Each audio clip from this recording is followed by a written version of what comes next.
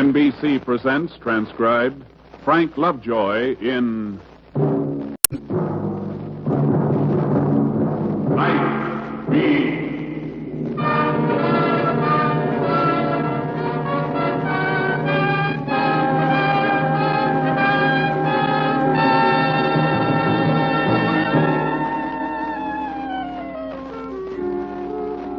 Hi, this is Randy Stone. I cover the night beat for the Chicago Star. Sometimes the stories of the night have their beginnings on the day side. This one did. It was less than a dozen hastily written words on a piece of paper when I first saw it. My city editor Farley's words, all black and white in the light of day. It took the night to add the color and the shadings, to give them perspective and make them come alive.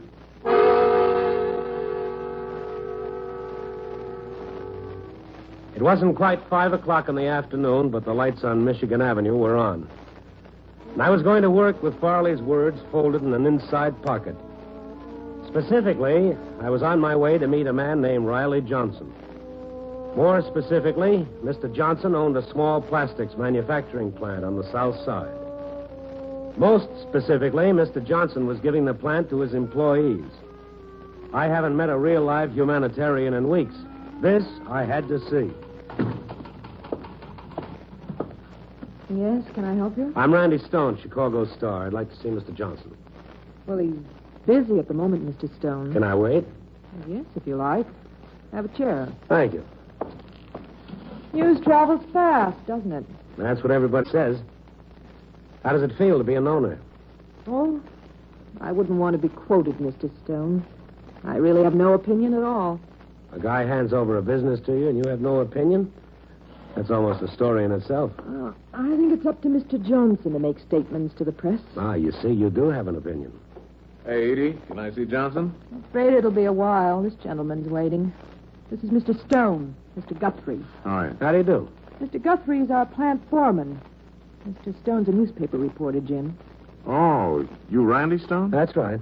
I'll see if Mr. Johnson can see you now. Thank you. Yeah, I read your column every once in a while, Stone. I like it. Well, so do I, every once in a while. What are you going to write about Johnson? I don't know yet. Got any suggestions? Plenty, but you couldn't print any of them. You know? No. Man gives plant to employees like man bites dog. That's news. Stick around. He may bite a dog, too. I don't trust him. I don't figure his angle yet, but I'll bet he's got one. I'll bet it's a Lulu. Well, good luck, Stone. Thank you. Mr. Johnson will see you now, Mr. Stone. Fine.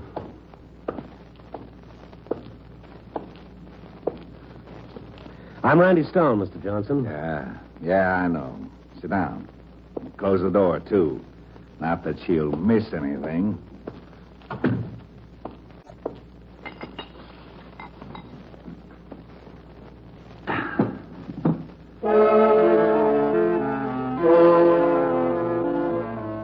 He didn't look up when I came in. Riley Johnson was drunk from years of drinking.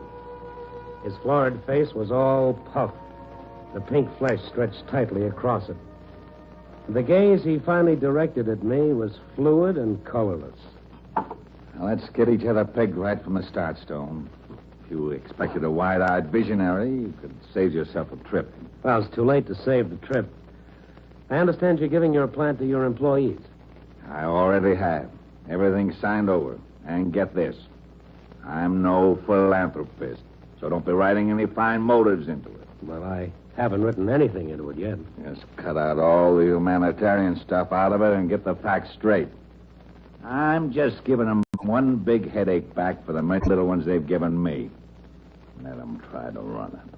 All the little people working together for their common good. They'll murder each other. Well, you could have sold the plant and saved all those lives. I'd have sold it if I could have kept enough money to matter. Let them kill themselves. One of their inalienable rights.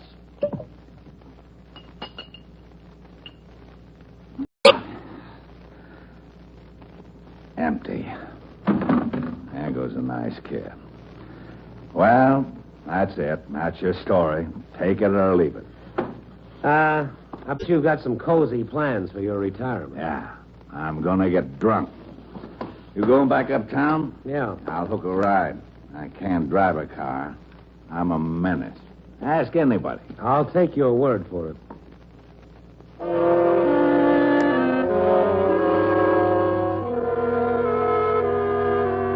He hooked the ride as far as a walk down a flight and saved saloon. Before the night was over, I tried to write the story about Riley Johnson. No humanitarian stuff, just facts. And leaving out the undertones, the things Guthrie said, the things Edie didn't say, it became a simple one-line story. Riley Johnson, Southside Plastics manufacturer, gave his plant to his employees yesterday. I went to bed at dawn still wondering who was giving who the business.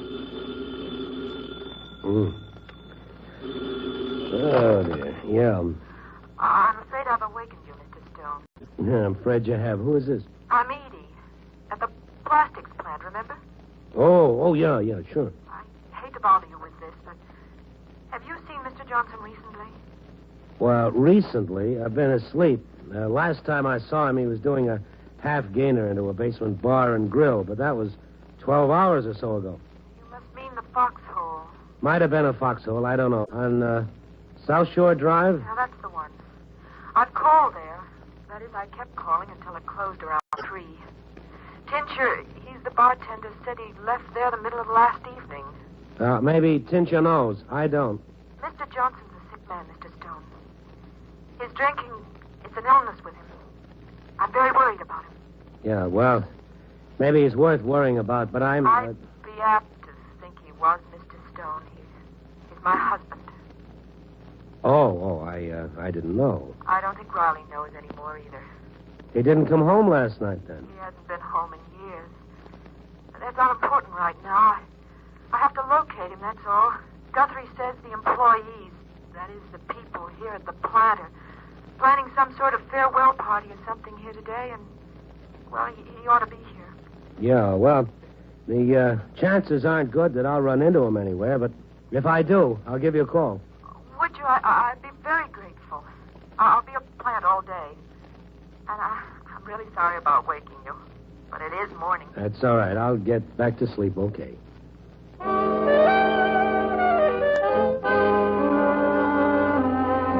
I dreamt a lot, and it was a big dream about getting back to sleep in the daytime. Edie's call at 7:30 a.m. was some sort of psychic cue for the kid across the hall to get a toothache and yowl his head off. This touched off a chain reaction. By noon, I threw in the towel and took my curled lip and jaundiced eyes out in search of food. Curiosity took me all the way to the foxhole, dark and musty and open for business. Well, Riley'll be back. Yeah, he's never very far away from here. This place says home sweet home to him. How's the egg, huh? You're a better bartender. That's good. I wouldn't want this trap to get a reputation for fine food, you know? It classes up the clientele. Well, you can't have that. No. You seem pretty sure Riley will be back. Oh, sure. He had a hat full of dough last night. I relieved him of most of it. When he knows what he's doing, I'll give it back. Hey, you know him pretty well. What's he trying to prove? Boozing? Well, I don't know. He sure don't like it sober. He'll talk okay, but not about himself, you know. How about Edie, his wife? You talk about her? Never heard him mention her. Oh, I know her, all right. I know who she is, anyway. Never seen her. But she calls pretty often. You're funny, too, what gets into dames, huh? Or name anything. All she ever wants to know is he okay? She even gave me his doc's phone number. I call him when Riley pulls his fold act. You want another egg, huh? Not till Easter. Riley folds a lot? All the time. Every time the doc says this is it, he can't take anymore, but Riley keeps blasting away at the bottle. He don't care, but, oh, she does. She's one of those, there's good in everyone dames, you know? Real kind. For this, he don't come home ever. You're wrong, Tincher. He's home now. Well, the boy Oracle. Hiya, Johnson. Well, make a move, Tincher. Oh, sure, why not? I got a message for you, Johnson. They're planning something for you at the plant today. Maybe you ought to show up, take a few bows. You ever read the kind of bills the boy Oracle here writes, Tincher? Now, take it easy, Riley. Full of big talk about the little people. The little people with their big hearts. And the big people with little hearts. The old cockeyed world is full of do-gooders, cheek-turners. Let's all get together and smile through our tears. Love will find a way. What do I owe you, Tincher? 85. Thanks. Well, it's been fun. Can I use the phone? Well, help yourself. Over there. Riley slipped and fallen from the glory road. Let's all help him back on his feet. All the Edie's and the boy oracles and the rest of the party.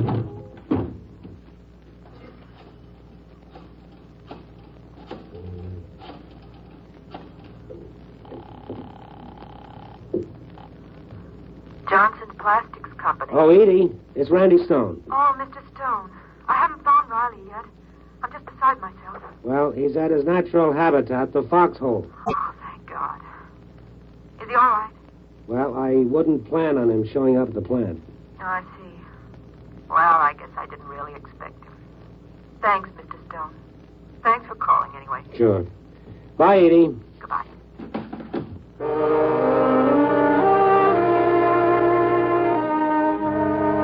This was the second time I'd left Riley at the foxhole. It got easier every time.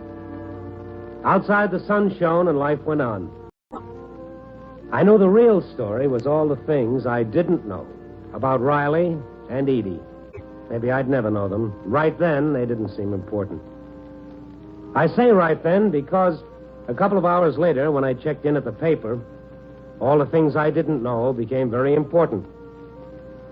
Riley Johnson's employee-owned plastics plant blew up right in their faces.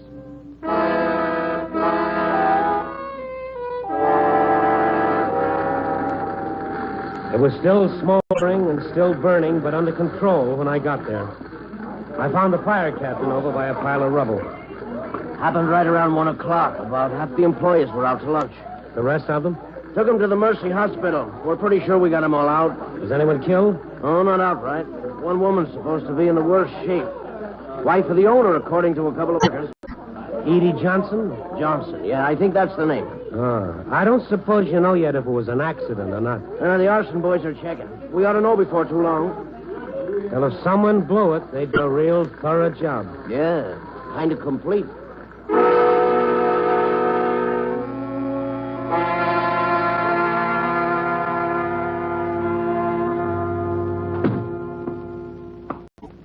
Missed the fireworks, Stone. Oh. Guthrie. Hey, you all right? Yeah, I'm fine. Lucky, too. The doc says these are just superficial. I'm walking along, and all of a sudden I'm not walking. Feels like a truck hit me in the back. Then I wake up, the darn thing blew me clean out of the plant. Ever hear of such a lucky thing? Well, that much is good, Guthrie. I understand that Edie's pretty bad off. Bad off? Yeah. I guess you could call it bad off. Told you Riley had an angle. Edie's blind.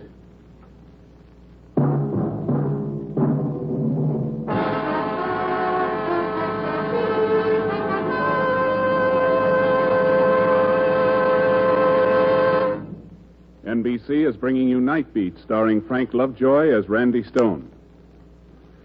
Loyal Americans have always stood behind our fighting forces through all the years of our country's history. Whatever the need, the folks in the home front have always responded generously. Today, the need is for blood donations for members of our armed forces in Korea.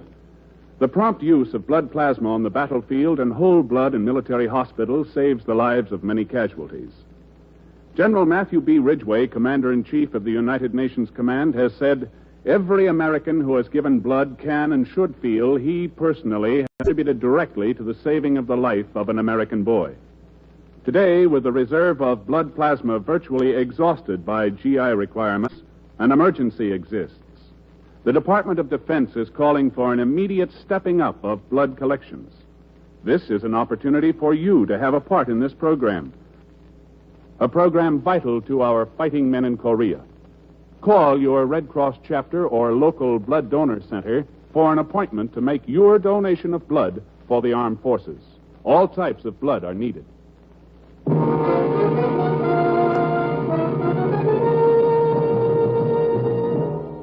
And now, back to Night Beat and Randy Stone. Guthrie swallowed hard and looked away. After a while, he began pushing at the bandage on his arm, a little too hard because it hurt him. Isn't that a rotten break? Edie, of all the people in the world. Yeah, that's rough. That's real rough. She used her eyes. Really used them to see good when nobody else could see it. You don't know her, Stone. She's the greatest. Everyone seems to think so. If she'd only set up a beef about it, build a case for herself, I'd almost feel better about it. But she won't. She'll take it. Just like she's taken every raw deal she's had. And all her raw deals begin and end with the same loss. I talked to the fire captain. They'll know in a while if it was an accident. I don't think it was. This whole deal smells like Riley. He'd hand you something that was loaded. Well, he might. But even if they find out the blast was planned, it doesn't mean that it was Riley. What's the matter? You building a case for Riley? No, why should I? I don't know him well enough to build him a drink, even. Nobody knows him, except Edie. And she loves him. Yeah, she does. How could she? Edie's the only one who can answer that. Oh, I've asked her lots of times. She knows I love her. Did you expect Riley at the plant this morning? Yeah, he was supposed to be there. We planned a little thing in his honor. A little thing like an explosion? Look, there are simpler ways to get rid of him, Stone. I wouldn't blow up a plant full of people to get to him. No, I don't think you would. Any more than I think Riley would blow it up to get to Edie. Unless he was after more than Edie. Huh, Stone?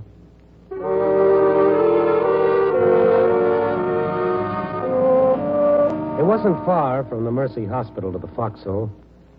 I figured somebody ought to tell Riley, just in case he didn't know about Edie, and just in case he'd care. Tincher was half-seated on a bar stool, and at first I thought he was all alone, until he nodded across the room. Riley was lying flat, fit to the curve of a booth, and a man was bending over it. He pulled a real fold this time. His doc? Yeah. Yeah, he's been working over him quite a while. I don't know how you keep a guy from taking on such a load. If I didn't let him have it, he'd get it somewhere else. A guy don't know what to do. When did it happen? Well, not long after you left. He just ups and keels over. Had a devil of a time locating the doc, too. I think you better locate an ambulance, didn't you? Might as well get him to a hospital. Yeah, okay. Oh, Doc, this is Randy Stone. He knows Riley. I don't think you'll know him much longer, Stone. This is the last one, huh? Yeah, looks like it. You think he'll come around at all? He might. He's fooled me before. Yeah, I know. I'd have a good reason to fool you this time. Look, I don't know what it'll mean to him, or if you can tell him even, but there was an explosion at his plant, and his wife is the worst off. She's blind. Where is she? Mercy Hospital. That's where I'm taking him. I'm on staff there. Yeah, sure, I'll tell him if I get the chance. I get nothing but busy signals, Doc. Maybe there's a run on ambulances right now, huh? Well, it's that. We can't wait for one. I give you a hand, Doc? Yeah, in the back seat if your car's got one. I'm in a coupe.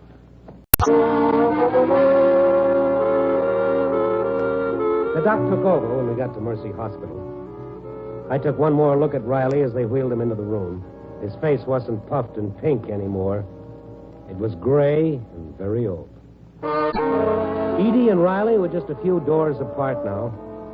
It was hard to imagine they'd ever been closer. I wondered about them as man and wife, what kind of life they'd shared. Riley, a guy so bent on his own destruction he wanted to destroy everything around him.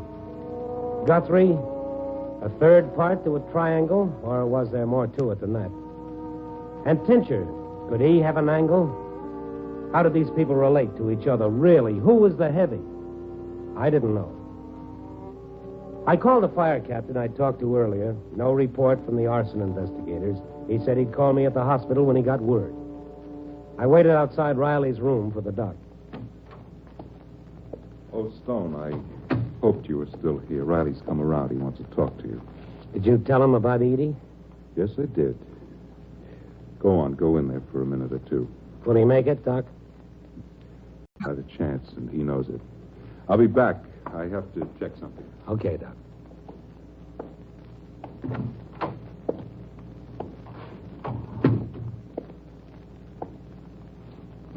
Hello, Riley.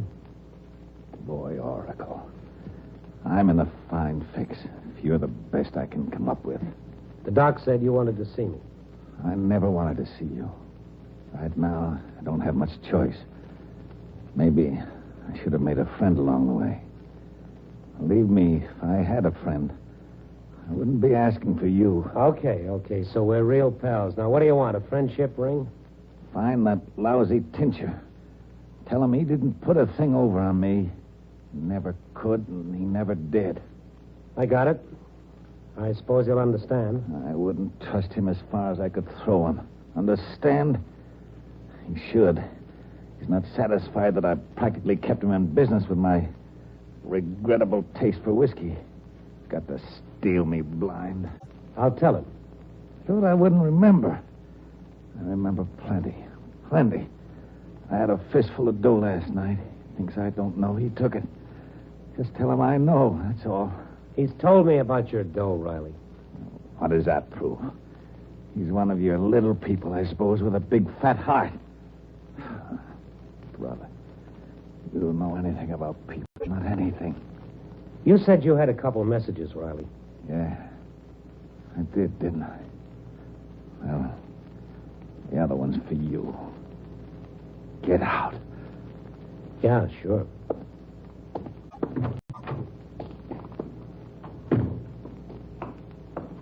Oh. Hi, Doc. How is he? Oh, he's normal, I guess. He doesn't change much in my book. Stick around, will you? I want to see him, and then I'd like to talk to you. Yeah, I'll be around. I'll go down to the drugstore and get some coffee.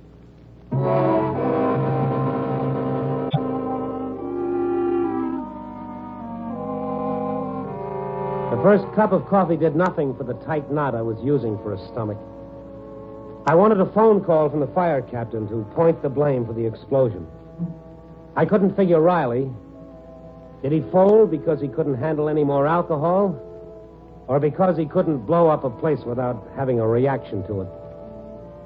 I stayed with the coffee, but it didn't produce any answers. I tried to see him, but they wouldn't let me in. Sit down, Tincher. The doc will be down in a little while. I just locked up and came over. Have some coffee. No, thanks. I didn't know what else to do. I got these flowers. Then I forgot to give them to the nurse. Silly, I guess, huh? Flowers, huh? Why beat yourself? The flowers are fine. You know something? Hospitals sort of make me crawl. I get nervous just walking in the door. I don't know. Everything's so clean, smells clean. Funny, I got nothing against being clean, but it gets me, you know? Yeah, it seems a little impersonal, but I guess it isn't. Yeah, well, golly, I almost forgot. Riley's dough. I want to get it back to him, see? Remember I told you I took it off him last night? Yeah, yes, I remember. Well, you give it to him, will you? You're going to see the doc, huh? Oh, give him the dough and the flowers, too, huh? Sure, that's the way you want it. Yeah. Tell Riley I'll be back when he's feeling better. I'll tell him. See you. Okay. It was beginning to get me, too. I paid for the coffee, scooped up the fat wad of money and the thin bunch of flowers, and went back up to Riley's floor. The nurse at the desk took the flowers and told me that Edie was about the same, whatever that meant. That's when the doc came out of Riley's room and motioned me down to the waiting room. Got a cigarette, Stone? Well, sure. Here. Thanks.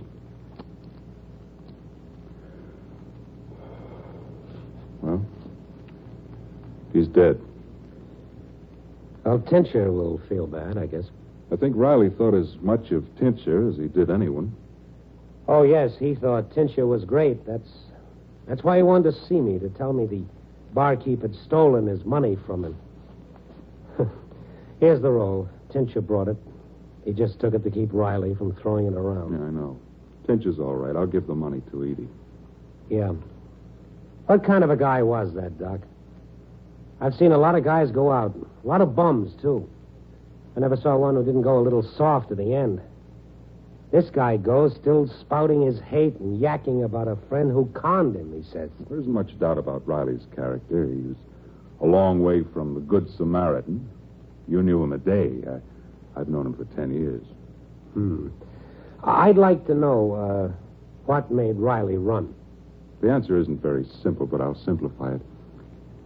5 years ago, Riley Johnson was a regulation sort of a guy. No stronger, no weaker than most.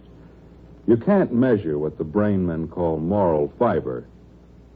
But it's safe to assume Riley had his share until he got kicked over. And who did the kicking? Edie. Edie? Yeah, she's all sweetness and light, unless you happen to know her, which I do. I could tell you a lot of things about Edie, none of them very savory. But mostly, she doesn't like a man. She likes men. Parades of them. Like maybe Guthrie? Well, he's one of them for now. It goes on. Riley couldn't take it, so he left. Made friends with a bottle. And that's it. Oh, that's great. Telephone call for Mr. Randy Stone. Come to the second floor desk, please. Wait here, will you, Doc? Oh, sure. Hello, it's Randy Stone. Oh, yeah, Stone. You wanted the report from the arson boys. Just came in. Oh, what's the verdict? Clogged gas line to one of the burners. It's been backing up gas for who knows how long. Long enough to blow up anyway. You're calling it an accident, then? That's right. That's all it was, just an accident. Uh-huh. Well, thanks, Cap. Thanks for calling. You bet. Bye. Bye.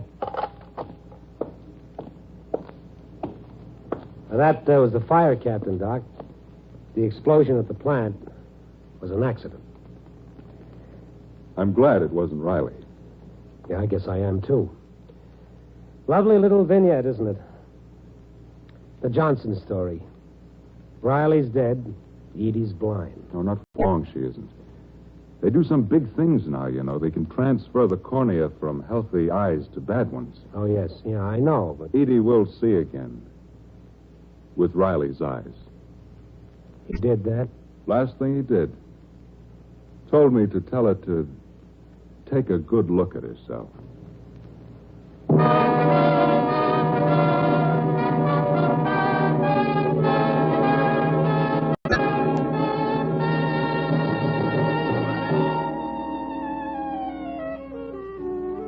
It wasn't quite 5 o'clock in the afternoon, but the lights on Michigan Avenue were on. The traffic was taking on that rush hour look, and most of Chicago was getting ready to call it a day. Another day was giving way to another darker night. This was where I came in just 24 hours before. I still had the slip of paper Farley had given me, and it read, Riley Johnson, Linton Avenue, South Side, giving plant to employees. Might be a story. Yes, Farley. It was a story. Copy, boy.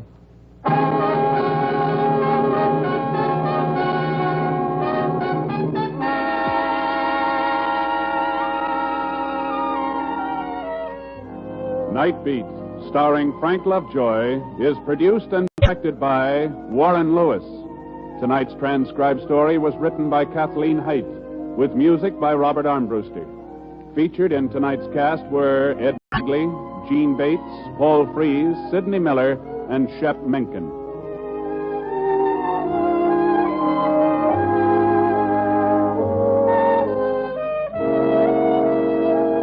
Listen next week at this time and every week as Randy Stone searches through the city for the strange stories waiting for him in the darkness.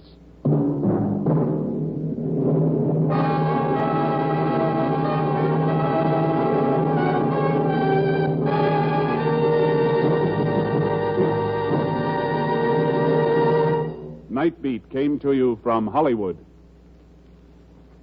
3 chimes mean good times on NBC. Friday, enjoy sporting comedy and musical variety with Inside Bob and Ray.